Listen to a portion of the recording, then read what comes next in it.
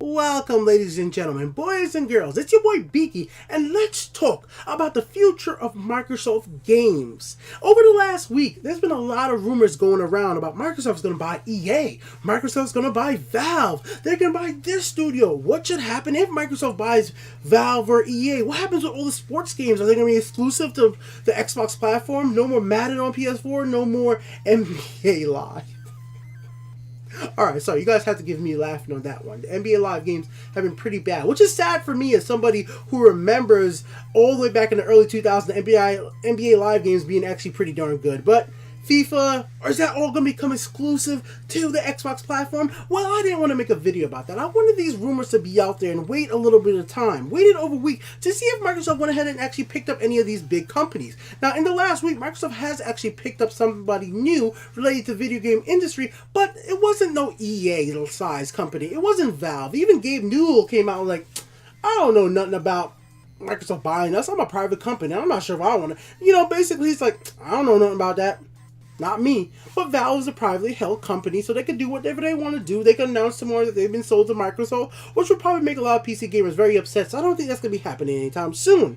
So that made me want to come at this conversation a little bit different right here. Instead of talking about, well, which company Microsoft should buy, let's talk about if Microsoft should buy a company at all. Let's actually have a discussion about this. I want you guys to interact with this because we're going to actually be taking a list of studios that Microsoft currently owns as first party and studios that are second parties where Microsoft publishes the games, but they make games for Microsoft platforms, like Explosion Man, games like that, and the first party like Horizon. So let's take a quick look at the list. We'll go through it, and then we'll actually discuss if those games that are available to Microsoft right now are first party games that are enough to actually satiate all the gamers out there who own an Xbox One, who owns an Xbox One X, or who are PC gamers who buy games from the Windows 10 store. I'm sorry I'm laughing at stuff like that, but like, come on, guys. I'm a PC gamer nowadays, mostly, even though I'm like staying away from the Windows 10 store. The only Microsoft published game that I really play from the Windows 10 store was Gears of War 4. Was that the last Gears of War? But yeah, that was basically it. And even then, it was like I paid full price for that game. I didn't in the end. But let's still take a look at the list right now. This is coming from Wikipedia. I know Wikipedia sometimes is not an untrusted source for certain information, but this is a game list of studios and publishers. So bear with me, guys. If there's some mistakes here, you can call me out on that. But this is the best list I could find on the internet right this very second. So let's just take a look at it.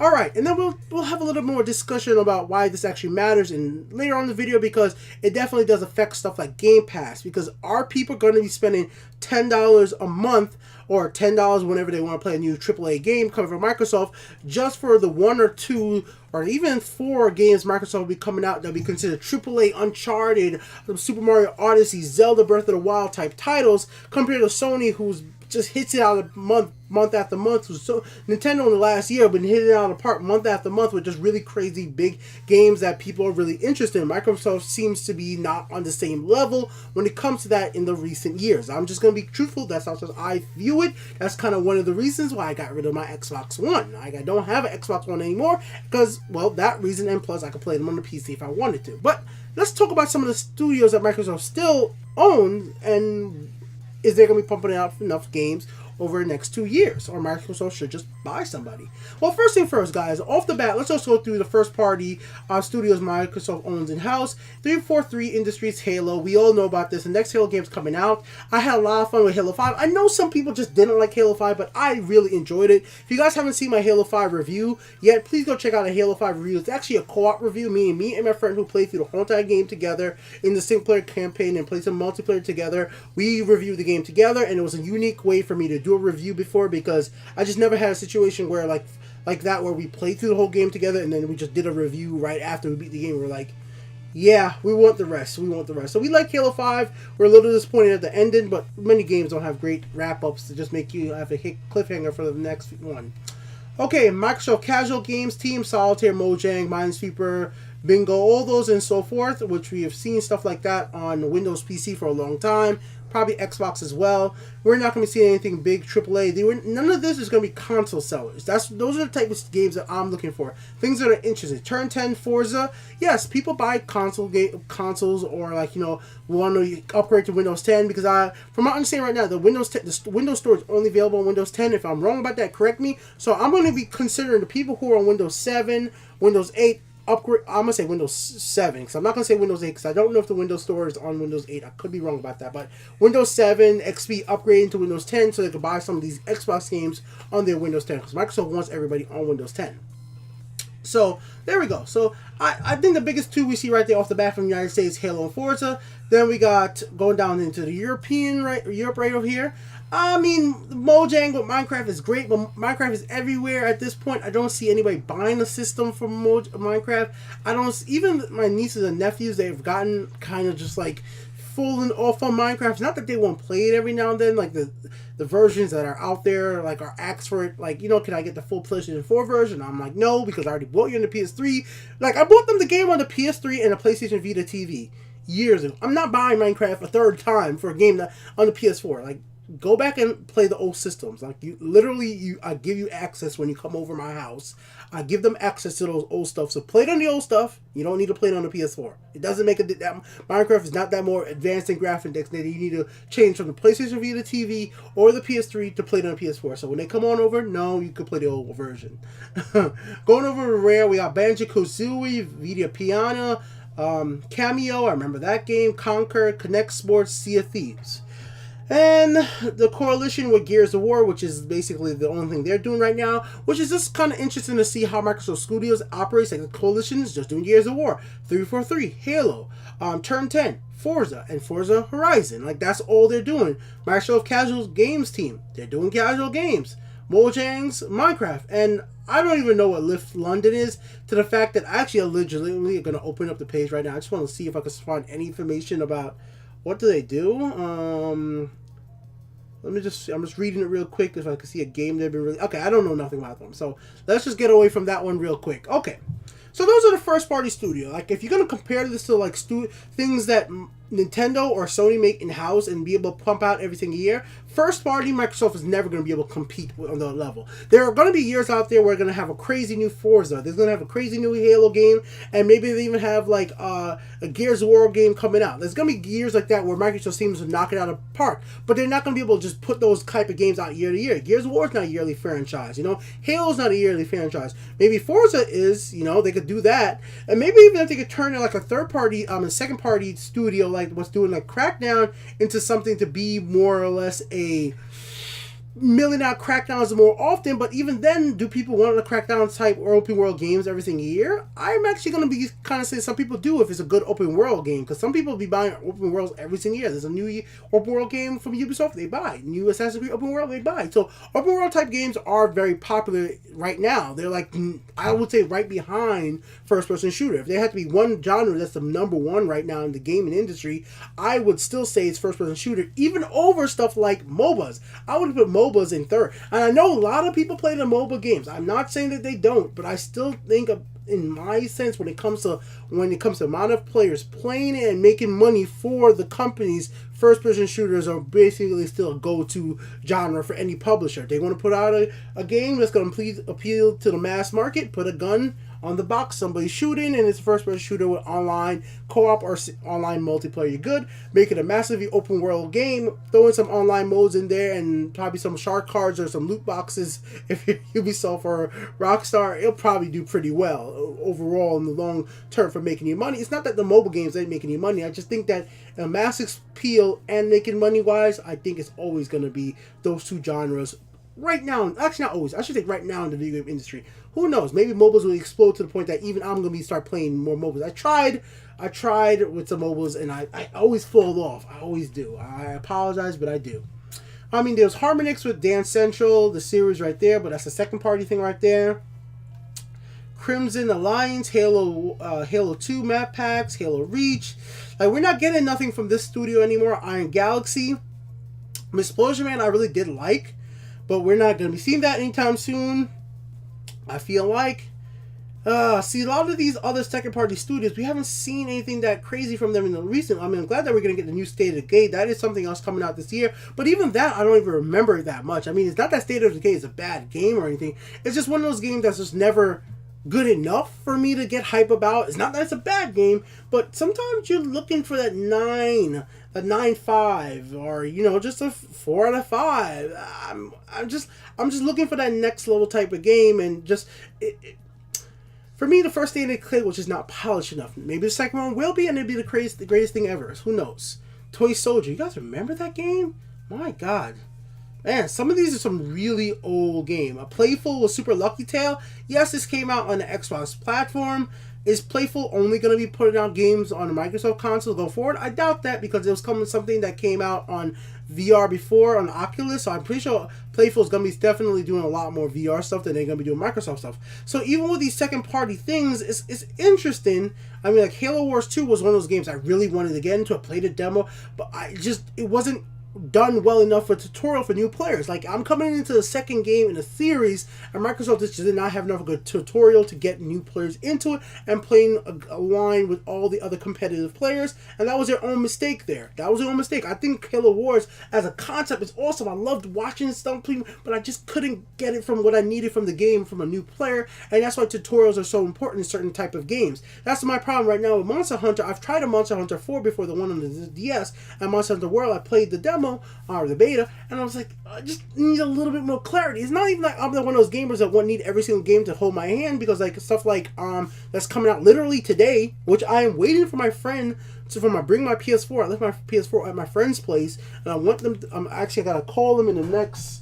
What is it? Next, probably 2 minutes actually. He's about to leave, but I'll wait. He hopefully don't leave early.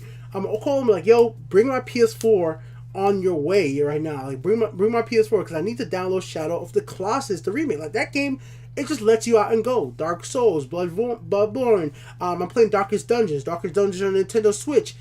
It's coming to Xbox. That's another thing. If you're a big fan of like dungeon crawler, Dark Souls type games, pick up Darkest Dungeon on Xbox. This game is fire. It's hard. It is very hard, but it's so hard. I have 40 hours. It's my most played game in 2018, which is crazy, but because it's on the Switch and I played it on the go, it just became that situation for me.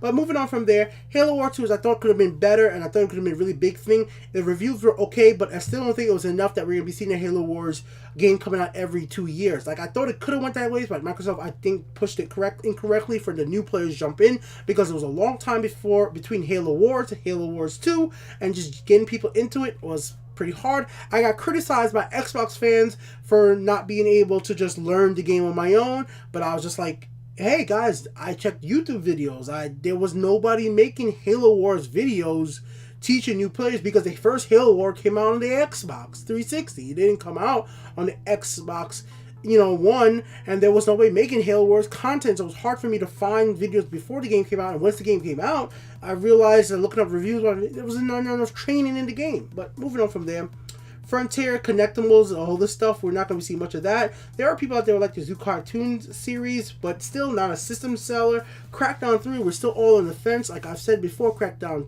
3, I said 2, but Crackdown 3, when the first was revealed and coming up to it, I didn't think it looked great graphically. Gameplay, that's a whole different story. I was not the biggest fan of Crackdown. One of the Crackdowns I was okay with, and maybe it was Crackdown 2, was where I was saying like there was something really wrong with that game.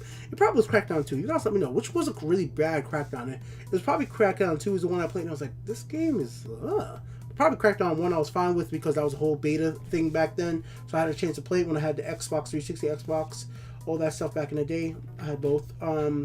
Quantum Break, Alan Wake, good games.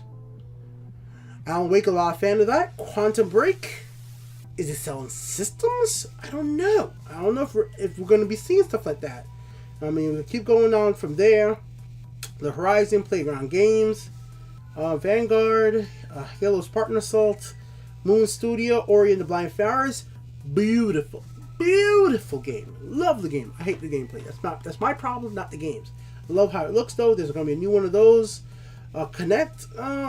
And like just going down through the rest of this list, I mean, and then we just heard a story recently. Capcom Vancouver had a 30% layoff, so the next Capcom Dead Rising game is going to be scaled back. That's apparently what's happening right now. And with that scale back happening, that's definitely, if it's going to be something that's going to be really exclusive to Xbox brand, then we're still not going to be seeing the biggest Dead Rising game out there that's going to be attracting a lot of freaking people. Now, this is unless Capcom is willing to, even though scale back it, really focus the game like they did with Resident Evil 7 and make it something that's like really new and fresh and really appeal to a lot of people. I was not a fan of the last Dead Rising game control wise, and just there's a lot of problems with it for me. Other Dead Risings, I was like, oh, this is pretty kind of cool, but the last one was not a big fan. Crimson Dragon, we're never gonna see that again, most likely.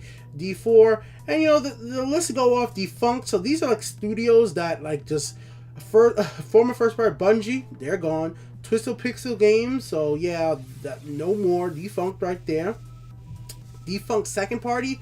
A lot of stuff like the Flight Simulator game. I was like kind of surprised when that went away back then. Brutal Force. I don't even know how many of you guys remember that stuff. Like we could just keep going through a lot of this list and just seeing some of these games that were made back in the day, like Voodoo Vince and so on and so forth.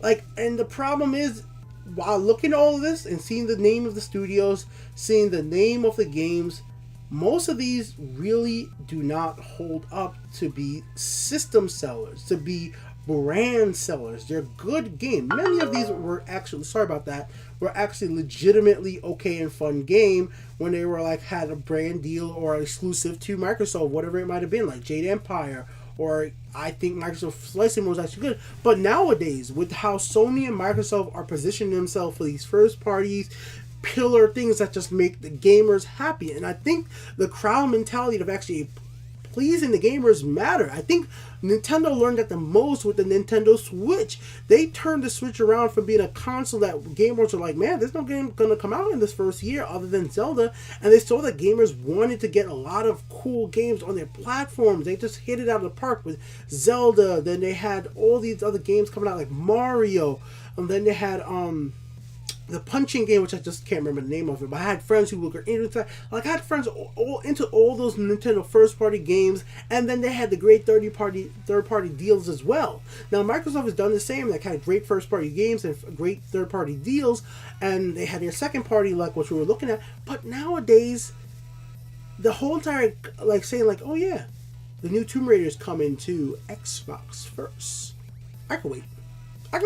I legitimately am okay to wait now. Like Street Fighter or some deal with PlayStation. Like whenever that happens, it's either I can wait or I just forget about the game. And what actually happened was the last Tomb Raider game, because of the whole exclusivity, I was just like, whatever, I never got to it. It's just, this is how it is. Like the time exclusivity on certain games don't really affect me anymore like it did in the past. It does hurt all gamers in general, and Microsoft has gone away from doing that anyways. They just want to be able to play games wherever they want, and I'm okay with that. But they're still going to need to sell Game Pass, and they're still going to need to hype up gamers for their consoles that's going to come after the Xbox One X. And I know some of you guys are like, after the Xbox One X just came out. Well, you got to think about that video game industry. The video game industry runs on cycles. Like, you know, every certain amount of years there's going to be a new system release. And when that new system release, it's going to have the big, brand new, cool game. Well, if you think about it right now, there's going to have to be a new Halo for the Xbox One, Xbox One X generation, and Windows PC. There's going to have to be a new Gears of War. There's going to have to be at least 2 more years of Forza games, a minimum 2 more years of Forza game. So is another new generation Halo, Gears of War going to be ready for this brand new next thing from Xbox, the next upgrade for the Xbox One X? They're going to have to start building those games from now. They're going to have the studios from now.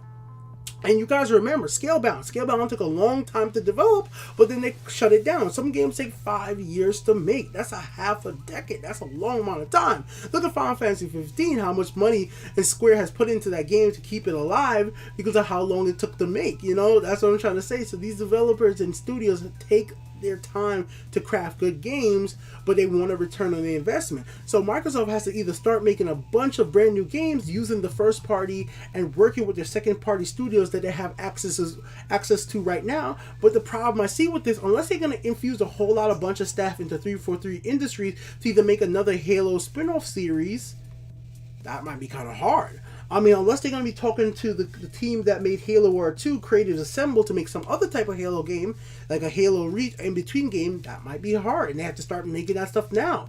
With things like Scalebound, when they were working with a third-party developer and try and give them money to make that game, that didn't work out. So I feel like Microsoft kind of does want to bring things either in-house and get things done, or they will have to acquire a developer, a publisher. You know, it might have to be a publisher that has a lot of IPs that could crank things out quickly. Yes, acquiring one just little house independent developer here and there, like just throwing it out there, not saying that they're doing it. Insomniac, you know, they're a developer that's independently owned, that's high quality. Yeah, Microsoft has enough money to just buy out Insomniac Games if Insomniac was willing to sell. But still, how many games is Insomniac going to be able to put out for Microsoft to to really get people to spend that $10 on Game Pass? How many games a year is it going to really be that AAA? Is how long is it going to take? Microsoft really does need to actually think about buying somebody in the publishing game with a bunch of already established IPs and a bunch of already established studios that could crank out a bunch of big names games and make those games exclusive for the Xbox brand. And I'm going to keep using the word brand because the brand goes across Windows 10, Xbox One X, Xbox X, and their back catalog stuff too when you even think about the 360, because eventually the Xbox and Xbox One X, Xbox One stuff is going to be considered backwards compatibility titles or whatever it might be going forward whenever the Xbox One X gets pushed out of the side for something a little bit more upgrade. Hopefully you're going to be able to just play the same games on the same platform. Hopefully that is the way they're going, but it is eventually going to happen where these are going to be considered the older games. The Xbox One X games are going to be like, okay, those were last generation, or those are the games that came out before, but they still work on whatever new platform is. Are those backwards compatible games, or are they just games that work on the system? We have yet to see what this mid-cycle generation upgrade is. Everything just going to be mid, like half upgrade going forward? Who knows? We have to wait and see. But the biggest problem I see with what Microsoft has right now is just, even if they threw a bunch of money at the studios they have right now, Turn 10, 343, Mojang, Rare, making it like a Perfect Dark, even Sea of Thieves, there's only so many games they're going to be put out every year or 2 years. Like, I don't see another Rare game coming next year. I just don't see that happening. There's very few developers that have the ability to, in Microsoft's catalog, to put out a yearly cycle of really big AAA games. Yes, Microsoft's been pretty smart about pacing everything out, but things get delayed. Crackdown got delayed. You know what I'm saying? There's very few games that they could be confirmed that's going to be coming out every year. You could confirm a Forza game is going to come out every year. It may not be the regular Forza game. It might be a Forza Horizon. Maybe the next Forza title. But still, they're going to need to throw something else new in the mix, and it can't be games like Scalebound where they're going to get a third-party studio, give them a bunch of money, and then it's going to be suddenly be canceled for whatever reason. They're going to have to come in-house and start working on stuff. Maybe stuff like that where you hear the rumors of a Fable game coming back, which is unbelievably crazy when you think about the plain and simple fact that Lionhead was shut down. Like, guys, if you go down here to the former and defunct studios, it's kind of like crazy, like how some of these stuff just went away. Like Lionhead being one of those names on this list is kind of insane to me personally. I'm not sure about you guys, but it really should be here. Like, Lionhead was a good team. I just think they were directed incorrectly. And I just don't want to see Microsoft go back to this whole entire going to Call of Duty, going to whatever studio, Square Enix for, a limited time exclusive. Even with PUBG, I'm like, I just don't want to see that for Microsoft. I want Microsoft to do their own cool thing. And some people are like, why don't they just buy PUBG? Why buy PUBG? Like, if they're already on their platform, I don't think they really need to do that. They need to either get brand new studios, like just really form brand new studios that are making other things than they already do, or somehow, I don't know, get more staff to the studios that are already established and then have them expand on different titles. But then I actually do like what Microsoft's, how they have it set up. I like that they have one studio for one game and they're really refined at what they're doing. So would I prefer them to almost just start a brand new studio, or just go the route and buy a publisher. Not a bunch of developers, just buy a publisher. I'm not sure which one. I'm not saying it should be EA. I'm not saying it should be Activision. I don't think it's going to be Activision. I would see EA before I see Activision. But there are a few of them out there that have pretty good access to a bunch of different developers that can make a bunch of unique titles for Microsoft brand.